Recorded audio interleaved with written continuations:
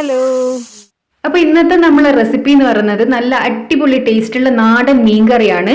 ഇത് തേങ്ങ അരച്ചിട്ടല്ല നമ്മൾ തയ്യാറാക്കി എടുക്കുന്നത്. പക്ഷേ തേങ്ങ അരച്ച മീൻകറിനേക്കാളും ടേസ്റ്റുമാണ്, അതേ സ്ഥാനത്ത് നല്ല ഈസിയുമാണ് ഇത് ഉണ്ടാക്കിയെടുക്കാൻ.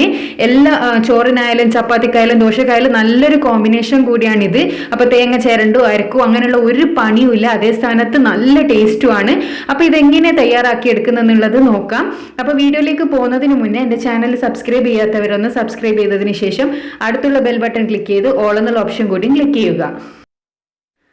അപ്പോൾ ഈ ഒരു മീൻകറി ഉണ്ടാക്കാൻ വേണ്ടിയിട്ട് ഞാനൊരു ചട്ടി ചൂടാക്കാൻ വെച്ചിരുന്നു. അതിലേക്ക് 2 ടേബിൾ സ്പൂൺ കോക്കനട്ട് ഓയിൽ ഒഴിച്ചു കൊടുക്കാം. നിങ്ങൾക്ക് വേണമെങ്കിൽ സൺഫ്ലവർ ഓയിലും യൂസ് ചെയ്യാം, പക്ഷേ കോക്കനട്ട് ഓയിലാണ് ടേസ്റ്റ് ഉണ്ടാകുക. ഇനി ഇതിലേക്ക് ഞാനൊരു മീഡിയം സൈസ് സവാള, ഒരു ചെറിയ തക്കാളി, പിന്നെ ഒരു ചെറിയൊരു മാങ്ങ, പിന്നെ കുറച്ച് കറിവേപ്പില, 2 പച്ചമുളക്, 4 അല്ലി വെളുത്തുള്ളി, ഒരു ചെറിയ കഷ്ണം ഇഞ്ചി അരിഞ്ഞതും കൂടി എടുത്തു വെച്ചിട്ടുണ്ട്. ഇത് എങ്ങനെ വേണമെങ്കിലും നിങ്ങൾക്ക് അരിഞ്ഞെടുക്കാം. കാരണം എന്താണെന്ന് വെച്ചാൽ ഇതെല്ലാം കൂടി നമുക്ക് അരിച്ചെടുക്കാനുള്ളതാണ്. അതുകൊണ്ട് തന്നെ ഇതിൻ്റെ പിന്നെ മുറിച്ചെടുക്കാൻ ചെറുങ്ങനെ മുറിച്ച് അങ്ങനെയൊന്നും ഇല്ല, നിങ്ങൾക്ക് ഏത് അളവിൽ വേണമെങ്കിലും മുറിക്കാം. ഇനി നമുക്കിതെങ്ങനെ തയ്യാറാക്കുന്നത് നോക്കാം. അപ്പോൾ നമ്മൾ നേരത്തെ ചൂടാവാൻ വെച്ച ഓയിലിലേക്ക് നമുക്ക് ആദ്യം തന്നെ നമ്മൾ അരിഞ്ഞു വെച്ചിരിക്കുന്ന ഇഞ്ചിയും വെളുത്തുള്ളിയും ഇട്ട് കൊടുക്കാം. ഇത് ചതച്ചിട്ടൊന്നും ഇടണ്ട, ഇങ്ങനെ തന്നെ ഒന്ന് ചെറിയ പീസസ് ആക്കി കട്ട് ചെയ്ത് ഇട്ട് കൊടുത്താൽ മതി. അത് ജസ്റ്റ് ഒന്ന് വഴറ്റിയെടുക്കുക. ഒരുപാട് നേരിട്ട് വഴറ്റുമൊന്നും ചെയ്യേണ്ട, ഒരു 1-2 സെക്കൻഡ് ഒന്ന് വഴറ്റുക. അതിനുശേഷം ഇതിലേക്ക് നമ്മൾ അരിഞ്ഞു വെച്ചിരിക്കുന്ന സവാള എടുക്കുക. സവാളക്ക് സ്ഥാനത്ത് നിങ്ങൾക്ക് ചെറിയ ഉള്ളി വേണമെങ്കിൽ യൂസ് ചെയ്യുക, അപ്പോൾ കുറച്ചും കൂടി ടേസ്റ്റ് ആയിരിക്കും. ഞാനിപ്പോൾ ഒരു മീഡിയം സൈസ് സവാളയാണ് ഇട്ടത്. ഇതിലേക്ക് ഞാൻ പച്ചമുളകും കൂടി ആഡ് ചെയ്ത് കൊടുത്തിട്ടുണ്ട്. ഇനി നമുക്ക് ഇതെല്ലാം കൂടി നല്ലോണം ഒന്ന് മിക്സ് ചെയ്യാം. ഇത് നല്ലോണം ഒന്ന് നല്ല സോഫ്റ്റ് ആയി കിട്ടുക അങ്ങനെയൊന്നുമില്ല, ജസ്റ്റ് ഒന്ന് ഇതിന്റെ ആ ഒരു പച്ച ഒരു ഇതുണ്ടല്ലോ അതൊന്ന് മാറി കിട്ടണം, അത്ര മാത്രമേ ഉള്ളൂ. അതൊരു 1-2 മിനിറ്റ് കൊണ്ട് തന്നെ ഇത് ഇളക്കുമ്പോൾ നമുക്കതൊന്ന് റെഡി ആയി കിട്ടും. ഇനി നമുക്ക് ഇതിലേക്ക് നമ്മൾ നേരത്തെ അരിഞ്ഞു വെച്ചിരിക്കുന്ന തക്കാളി ആഡ് ചെയ്ത് കൊടുക്കാം. അതേപോലെ തന്നെ തക്കാളി ഒരുപാട് നേരം ഇട്ട് വഴറ്റൊന്നും ചെയ്യേണ്ട, ജസ്റ്റ് ഒന്ന് ചൂടാക്കി എടുക്കുക, അത് മാത്രമേ ഉദ്ദേശിക്കുന്നുള്ളൂ. പച്ചമുളകും ഇഞ്ചി വെളുത്തുള്ളി തക്കാളി ഇതെല്ലാം കൂടി ജസ്റ്റ് ഒന്ന് ചൂടാക്കി എടുക്കുക. അതിനുശേഷം നമുക്ക് ഇതിലേക്ക് പൊടികൾ ആഡ് ചെയ്യാം. ഞാനൊരു 1/2 ടീസ്പൂണ് മഞ്ഞൾപ്പൊടി ആഡ് ചെയ്തിട്ടുണ്ട്, 1.5 ടീസ്പൂണ് മുളക് പൊടി ആഡ് ചെയ്ത് കൊടുക്കാം.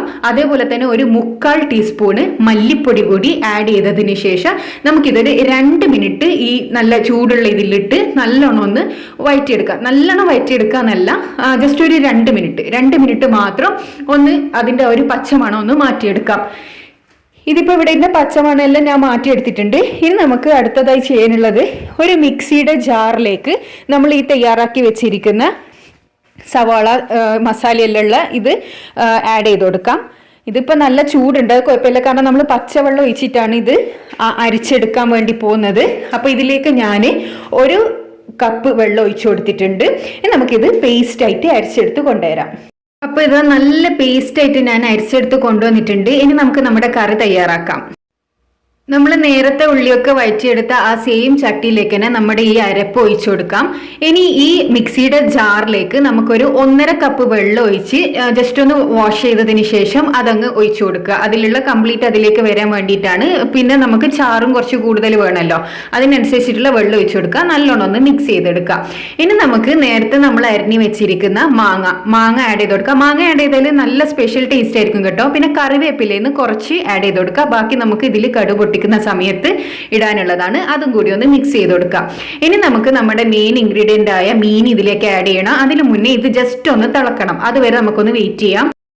അപ്പോൾ ഇതിവിടെ തിളച്ച് വരുന്നുണ്ട്. ഈ ഒരു സമയത്തിന് നമുക്ക് നമ്മൾ ഏത് മീൻ കറിയാണോ വെക്കാൻ ഉദ്ദേശിക്കുന്നതെന്ന് വെച്ചാൽ ആ ഒരു മീൻ ഇതിലേക്ക് ആഡ് ചെയ്ത് കൊടുക്കുക. ഞാനിവിടെ ജെർണിഷ് എന്ന് പറയുന്ന ഒരു മീനാണ് എടുക്കുന്നത്. ഇതിന് നാട്ടിൽ എന്താ പറയുക എനിക്കറിയില്ല.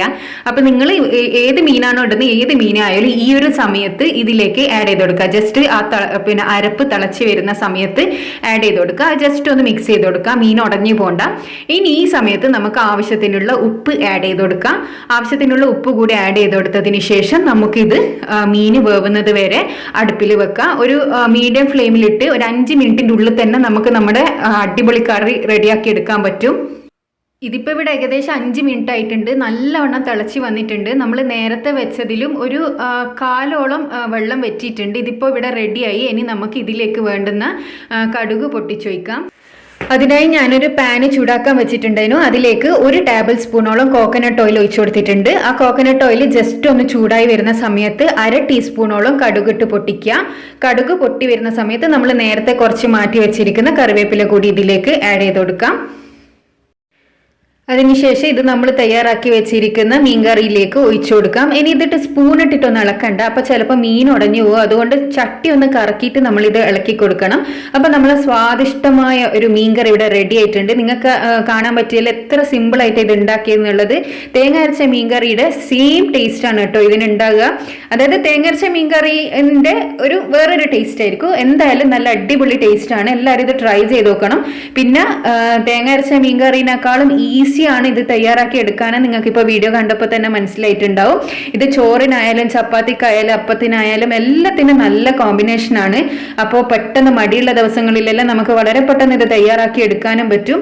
എല്ലാവരും ട്രൈ ചെയ്തതിന് ശേഷം നിങ്ങളുടെ അഭിപ്രായം അറിയിക്കുക. വേറെ നല്ല ഈസി ആയിട്ടുള്ള റെസിപ്പി ആയിട്ട് വീണ്ടും കാണാം.